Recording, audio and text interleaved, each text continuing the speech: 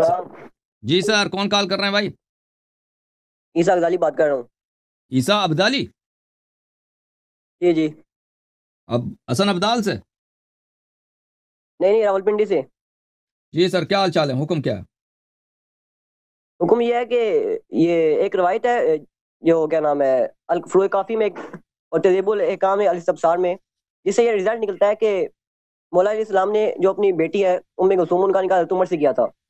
اس کے برعکس آپ نے ایک روایت پیش کی تھی الحراج والجرائے سے، جنوی والا واقعہ جو پیش کیا تھا آپ نے۔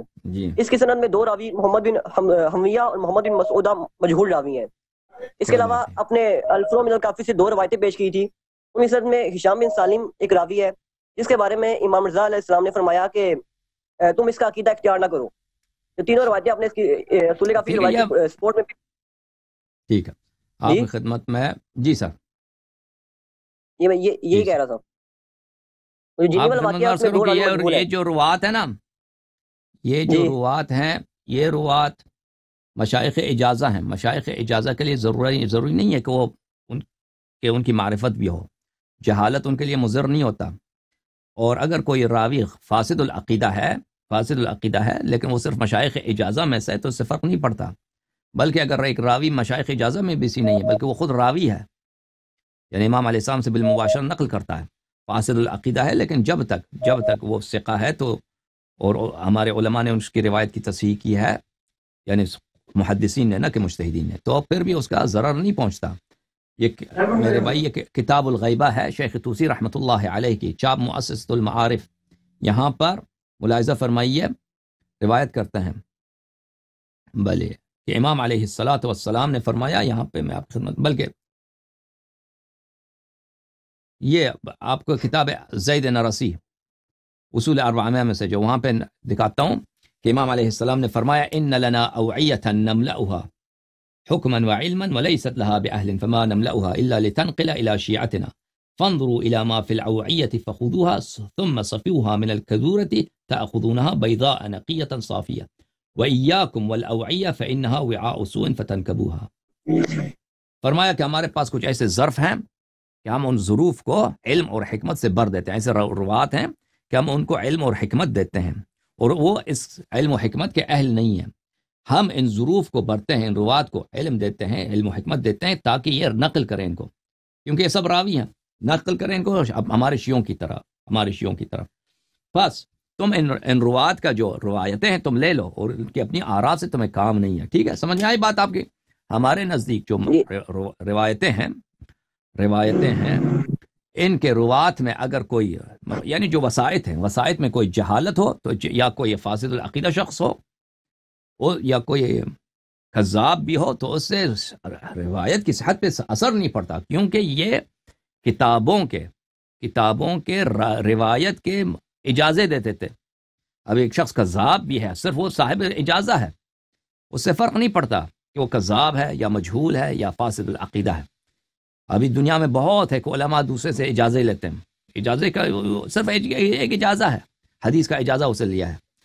تو یہ اس طرح نہیں ہے کہ ان سے انہوں نے سمع کیا ہے تاکہ اگر وہ کذاب ہے یا فاسد العقیدہ ہے یا اس کا حافظہ صحیح نہیں ہے تو اس سے اس کی روایت کی صحت پہ اثر پڑے۔ سمجھ میں آئی بات؟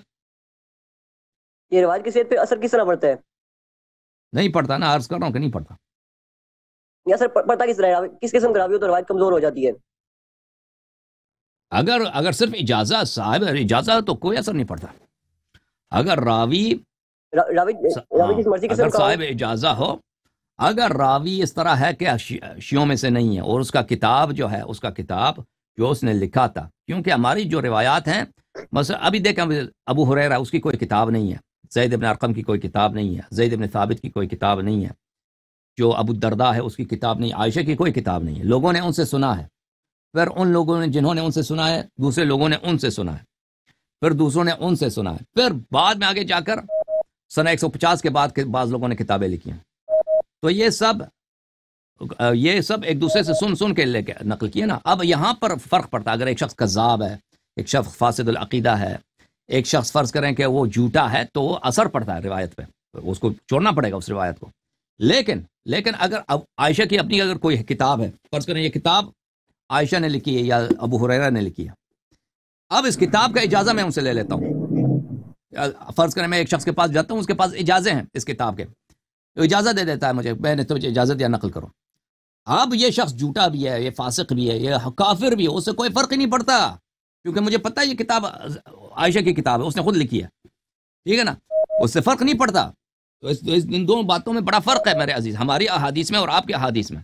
ہمارے روات میں اگر جہالت بھی ہو نا، فاسد العقیدہ بھی ہو، کذاب بھی ہو، کیونکہ وہ صرف واسطہ ہیں نقل میں، واسطہ ہیں اجازت میں، اس سے فرق نہیں پڑتا حدیث کی صحت پر۔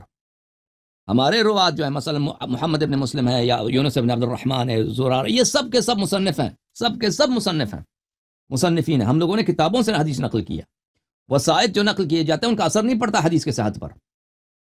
جی سر، اگر کسی شیعہ حدیثی کتاب میں کوئی سنی راوی ہو تو پھر کیا وہ روایت کمزور ہو جائے گی؟ نہیں کمزور نہیں ہو جائے گی، اس طرح کمزور نہیں ہوتی؟ نہیں بالکل کمزور نہیں ہوتی۔ ابھی میں نے دکھا دیا نا، امام علیہ السلام نے خود فرمایا کہ ہمارے پاس ایسے روات ہیں کہ وہ بالکل ہمارے احادیث کے اہل نہیں ہیں، پھر بھی ہم ان کو حدیث دیتے ہیں اس لیے کہ وہ نقل آگے جا کے نقل کریں گے اور پھر ہمارے شیعوں کے ہاتھ لگے گا، ہم اسی لیے ان کو احادیث دیتے ہیں کیونکہ یہ احادیث ہمارے شیعوں تک منتقل ہو جاتے ہیں۔ اگر کوئی شخص فاسد العقیدہ ہے، فاسد العقیدہ ہے، وہ امام علیہ السلام کا صحابی ہے، امام علیہ السلام سے نقل کرتا ہے، اس کا کتاب اگر شیعوں کے پاس معتبر ہے، اگر شیعوں کے پاس، وہ خود بالمباشرہ امام کی صحابی ہے لیکن شیعہ نہیں ہے، امام علیہ السلام سے نقل کرتا ہے حدیث، لیکن شیعہ محدثین کے نزدیک وہ شخص سچا ہے، اب وہ اس حدیث کے ساتھ پہ کوئی فرق نہیں پڑتا۔ اب اگر ایک شخص غیر شیعہ ہے، وہ وسائط میں سے ہے، مثلا وہ کتاب کے لیے صاحب اجازہ ہے، اس سے علماء نے اجازے نقل کیے ہیں، تو وہ وسائط میں آ جاتا ہے، پھر بھی اس کے حدیث کے ساتھ پہ کوئی فرق نہیں پڑتا، ٹھیک ہے نا۔ جی، جس سے ہم کتاب کی اجازت لے رہے ہیں وہ بذات شخص خود کذاب ہو، جس سے ہم کتاب کی اجازت لے رہے ہیں، اس طرح کوئی فرق پڑے گا؟ اگر اجازت لے رہے ہیں نہیں، کوئی فرق نہیں پڑتا۔ ابھی میں فرض کریں، ابھی میں چاہتا ہوں ایک شخص کے پاس، میں بخاری نقل کرنا چاہتا ہوں، میں چاہتا ہوں کہ میں خود اپنے واسطے سے بخاری کی حدیث نقل کروں، میں ایک عالم کے پاس چلتا ہوں، فرض کریں مکہ میں، مکہ مکرمہ، مدینہ میں یا لاہور میں، کہیں اس کے پاس بہت سارے لوگ اجازت ہیں ان کے پاس، مجھے اجازت دے دو بخاری کا، وہ اجازت دے دیتا، اب وہ شخص شرابی بھی ہے، وہ شخص جھوٹا بھی ہے، فرق نہیں پڑتا، کیا فرق پڑتا؟ کیونکہ مجھے پتہ ہے یہ بخاری کی کتاب ہے، بخاری کی کتاب ہے۔ اب میں نے جس شخص نے مجھے اجازت دی ہے بخاری نقل کرنے کی، وہ اگر جھوٹا بھی ہے، وہ فاسق ہے، وہ کرسچن بن گیا، فرق نہیں پڑتا اس سے، یہ کوئی اس سے اثر ہی نہیں پڑتا حدیث کے ساتھ پر، ٹھیک ہے نا۔ صحیح ہے، اوکے، اللہ حافظ۔ اللہ حافظ، خدا حافظ۔ اب ہمارے پاس ایک کالر ہیں،